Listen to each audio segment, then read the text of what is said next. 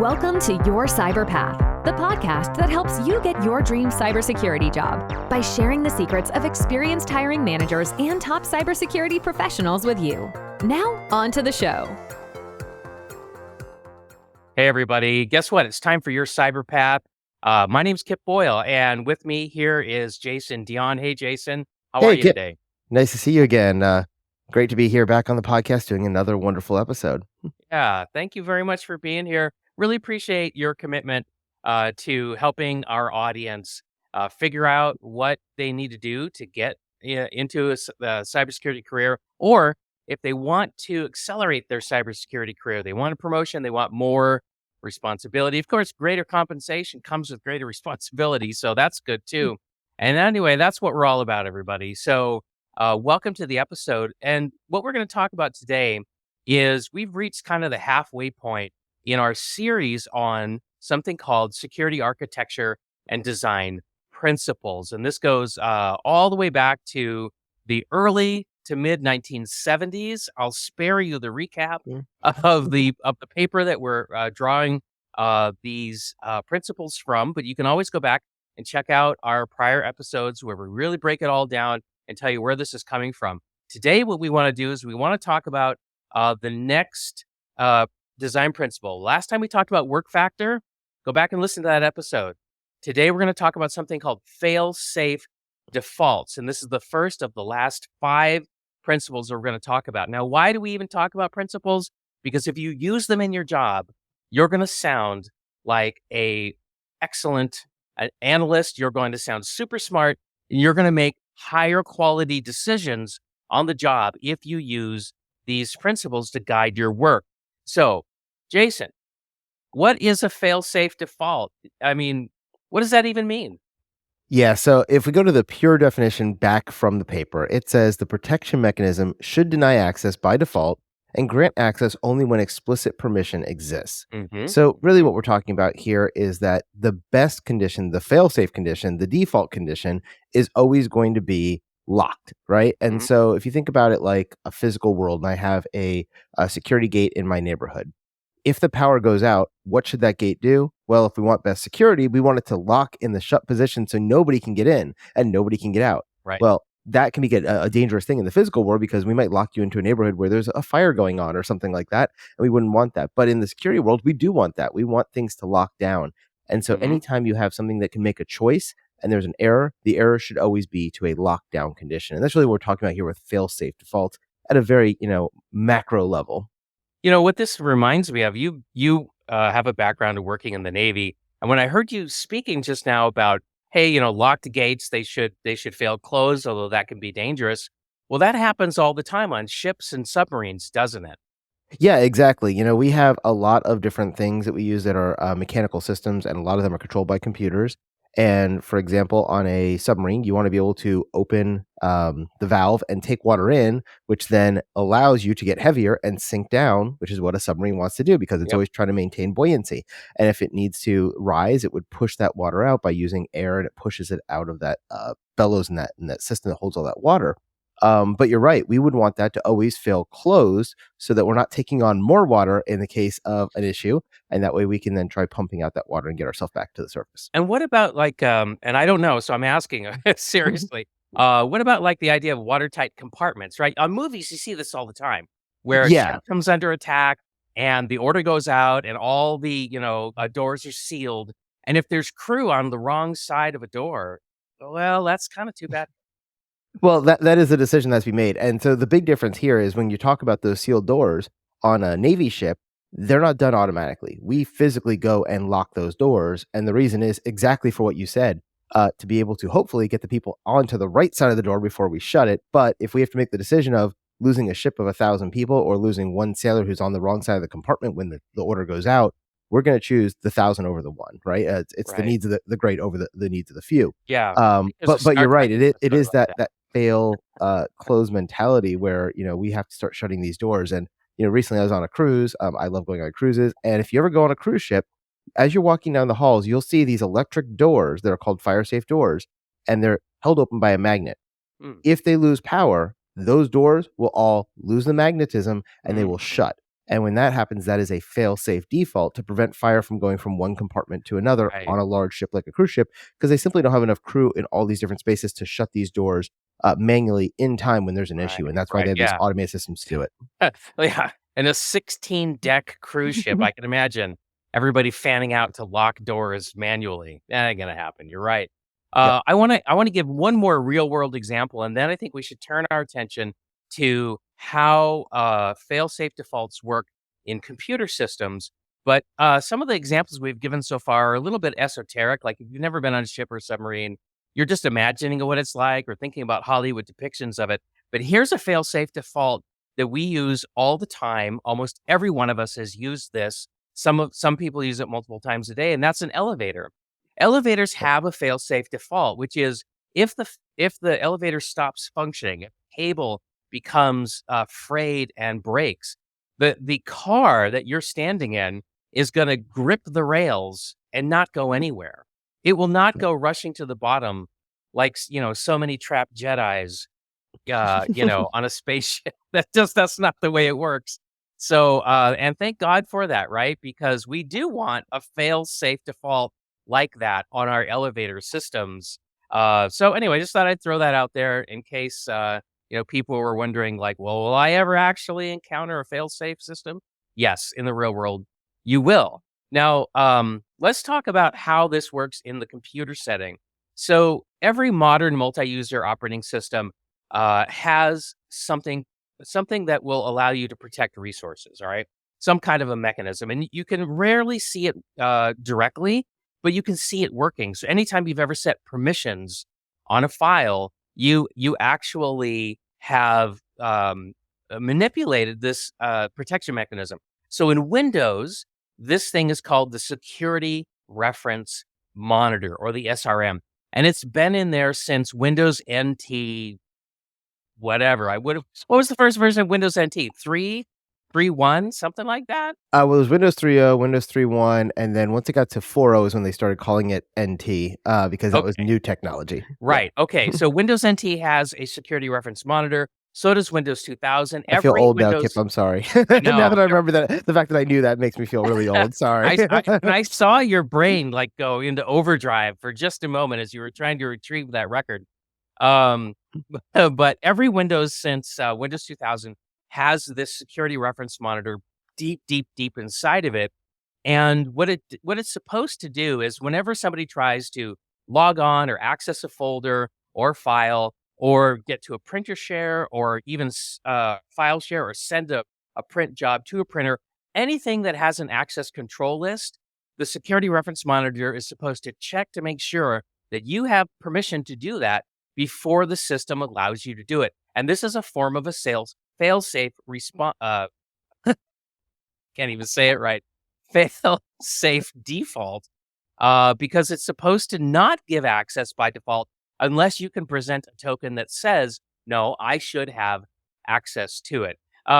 Does this come up in any of the certification exams that you teach, Jason? Yeah, so a little bit in Security Plus. Definitely, we talked about it in CISP, CISSP. So it's definitely on the higher side when you start talking into security. And a lot of times we talk about this about what are the ramifications if something fails and should it fail safe or not.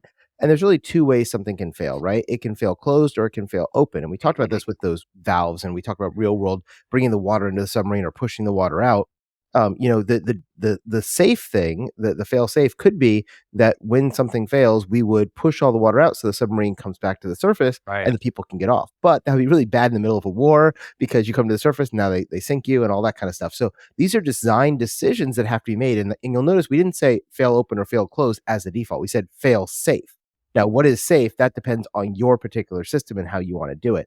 And that's one of the big points that CISSP will make, especially when we start talking about a firewall, right? Because one of the ways that an attacker can overcome your firewall or your intrusion protection system or even your next-gen firewall is they can simply overwhelm it. If we can flood that table with just lots and lots of requests, the processor, if it can't keep up on the firewall, it has two options. One, it can fail closed, which means it's just going to start blocking everything that it doesn't have time to process, which means all of our users are no longer going to be able to access the network. Right. Or we can fail open, in which case we've overwhelmed the firewall and now all those protections go away and we have a wide open network for us to just jump in. And as an attacker, that's a great thing.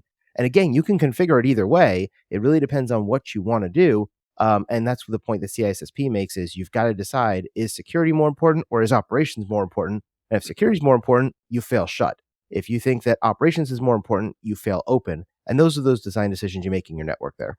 Right. And I see this commonly split between in the military at high levels of classification, you're going to want to default fail closed, right? Because you're going to absorb the operational hit because you don't want to lose control of these secrets.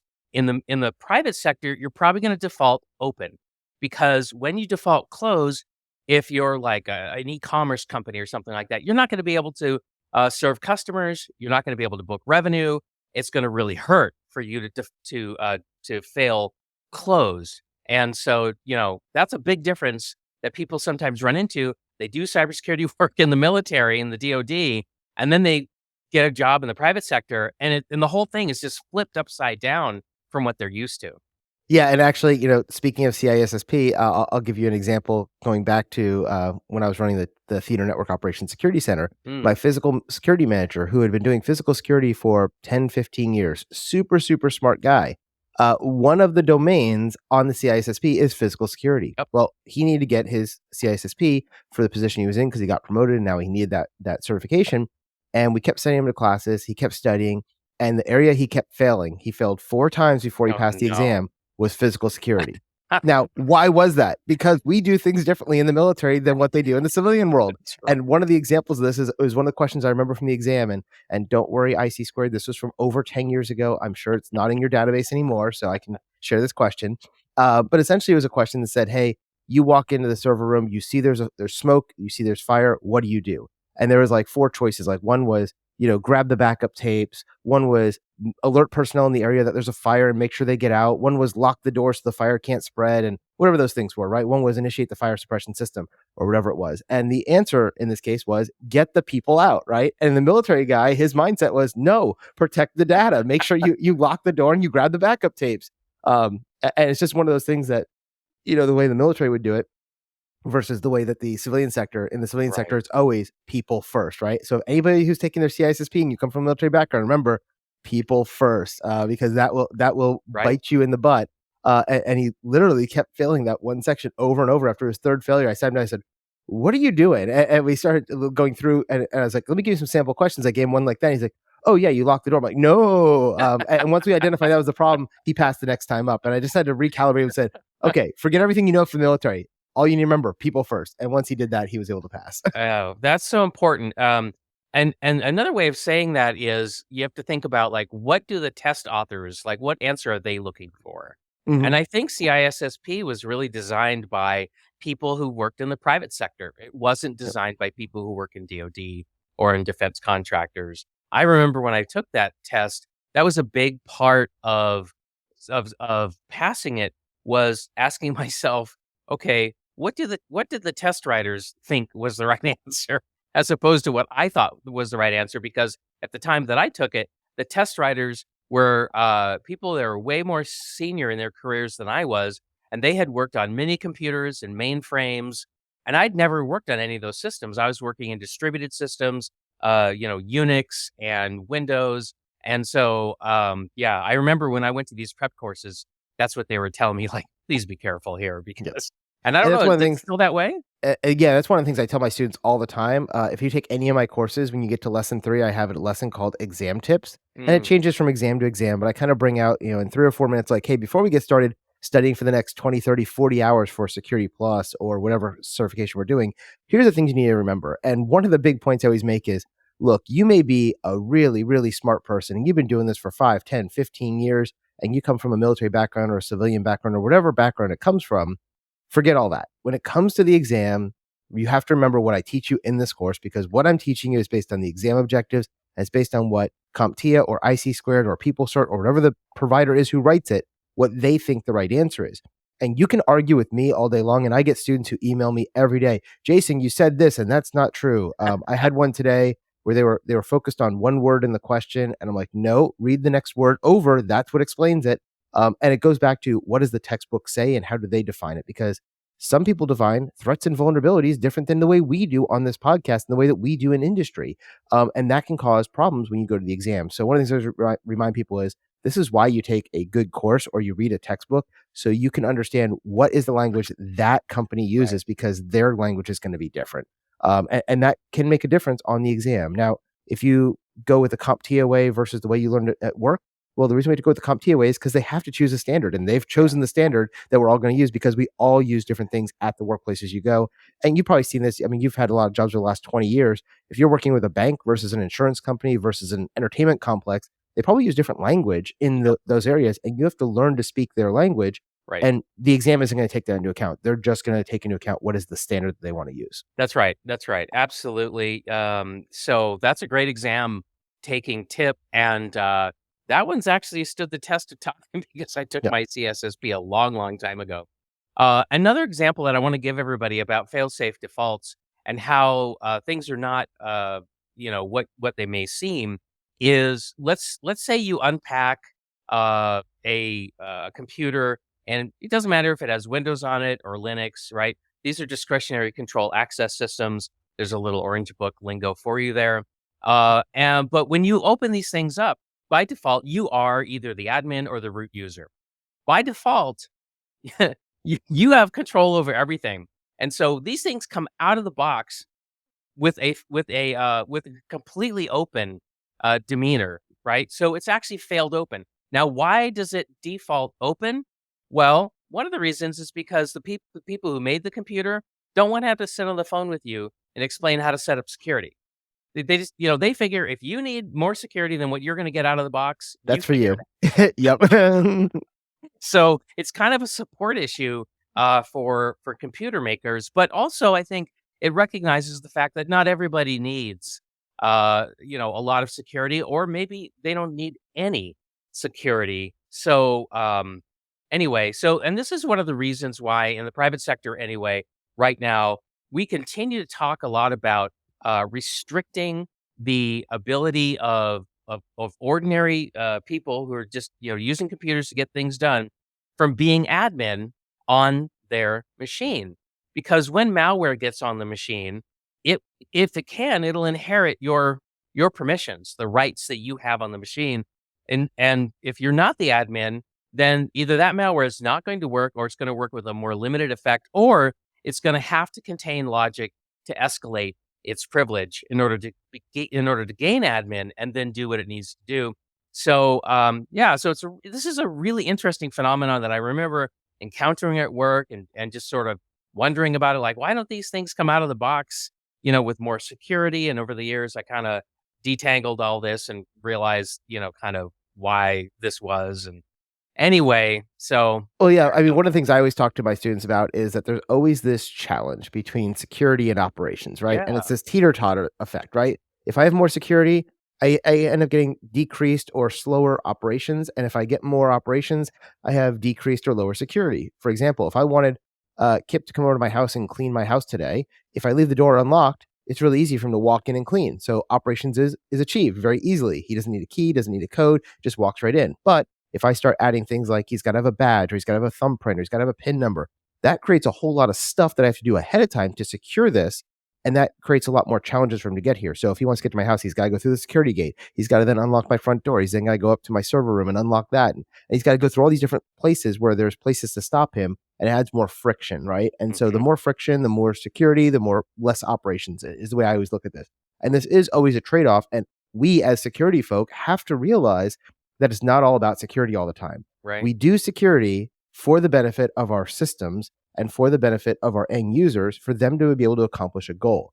And if you think about this in the organization you work in, this is going to depend on where you work, right? If you work for, a manufacturing plant, they really don't care about IT, except in the fact that it allows them to sell more widgets or produce more widgets in the factory because they're using ICS and SCADA systems. And your whole job is to make that operations and that security at a point that can get them the most bang for their buck. Alternatively, if you're working for a cybersecurity firm and you're running a security operations center, security should be your number one choice, right? And we've talked about this when we talked about password authentication and things like one password and LastPass and things like that. you shouldn't have a bunch of extra features. You should only have the security thing you need because Right. your job is security over operations. And the last thing I wanted to talk about before we kind of wrap up this episode is one more real world example to bring this fail-safe default to life. And this is something I think everyone that listens to us can probably um, realize in their own life, right? Because most of us these days drive cars, and Mhm. most of us who drive cars drive an automatic, right?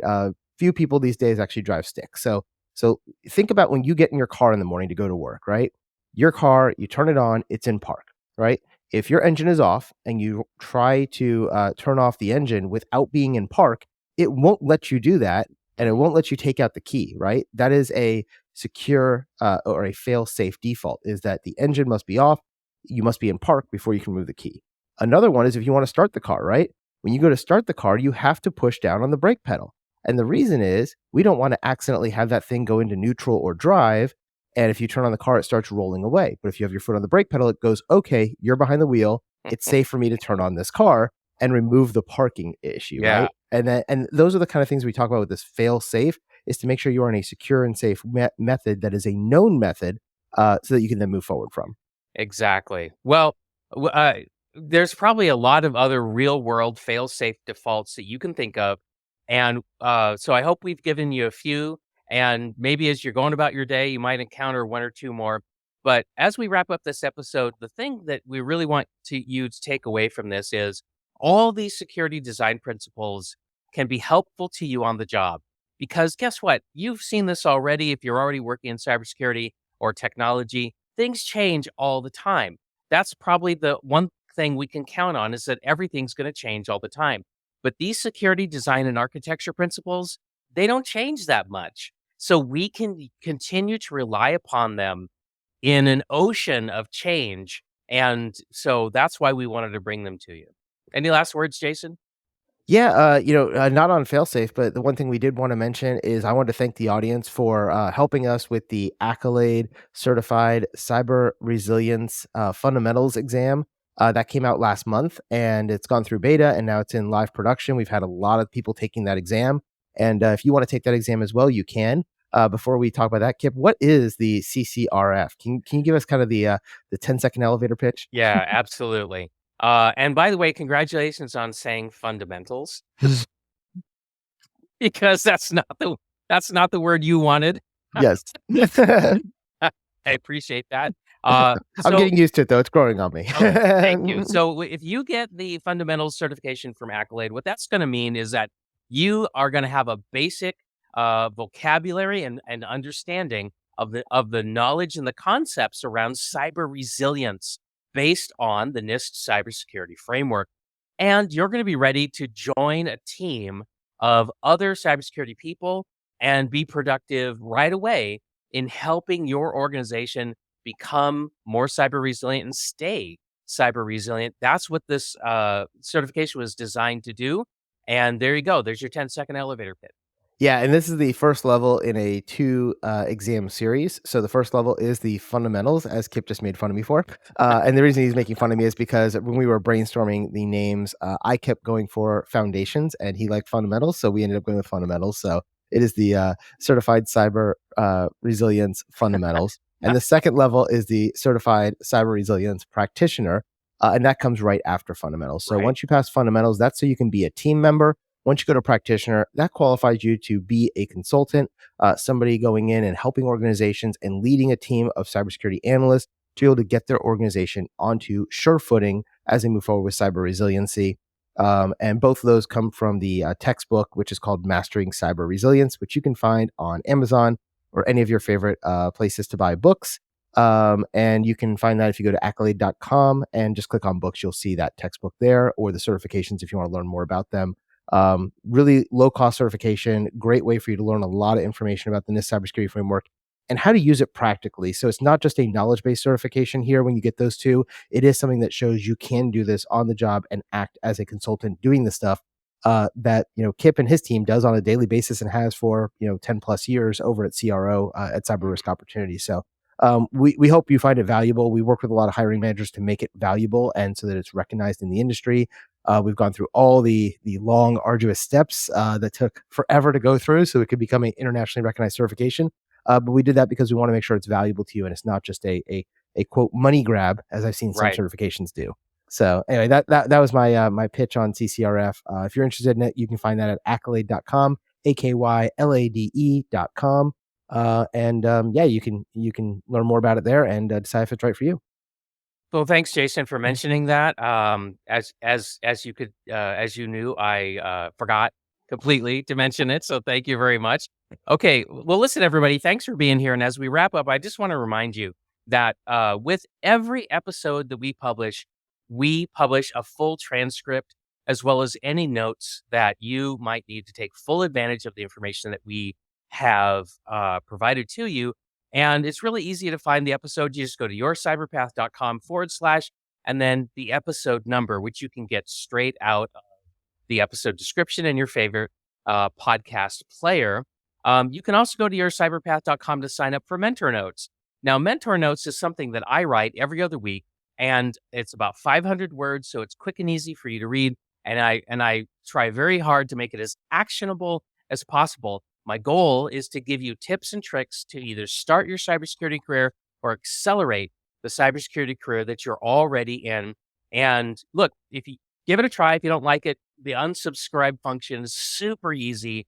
No harm, no foul. We're not going to get bent out of shape if you don't like this thing. So give it a try. You really don't have anything to lose. Go to yourcyberpath.com and sign up. Well, listen, have a great week, everybody. Thanks for being here. We'll see you later. Thanks, all. Thank you for listening to this week's episode of Your Cyber Path. Don't miss an episode. Press the subscribe button now. If you would like to learn more about how to get your dream cybersecurity job, then be sure to visit yourcyberpath.com, where you can access the show notes, search the archive of our top tips and tricks, and discover some fantastic bonus content.